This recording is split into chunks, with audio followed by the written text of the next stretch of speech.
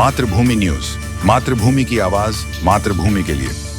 રાધનપુરમાં એબીવીપીના કાર્યકરો દ્વારા વિરોધ નોંધાવ્યો। ઓડિશા રાજ્યમાં બનેલ ઘટનાને લઈને વિરોધ નોંધાવ્યો। ઓડિશામાં એનએસયુઆઈના કાર્યકરના ત્રાસથી યુવતીના આપઘાતને લઈને વિરોધ કરાયો। એનએસયુઆઈના હાય હાયના નારા લગાવીને વિરોધ પ્રદર્શન કરાયો। એબીવીપીના કાર્યકરો દ્વારા હાઈવેના માર્ગ બંધ કરાવીને વિરોધ નોંધાવ્યો। માર્ગ પર બેસીને વિરોધ નોંધાવતા માર્ગ પર ટ્રાફિક જામ સર્જાયો। વિરોધ કરી રહેલ એબીવીપીના કાર્તિક ઠક્કર, સંજયભાઈ ઠાકોર, નિકુલભાઈ ઠાકોર, વિક્રમભાઈ ઠાકોર, મહેબૂબ ખાન મલિક સહિત પિયુષભાઈ મકવાણાને પોલીસે પોલીસ સ્ટેશનમાં લઈ જઈને નજરકેદ કર્યા। માતૃભૂમિ ન્યૂઝ સાથે રમીલાબેન પરમાર, રાધનપુર, પાટણ।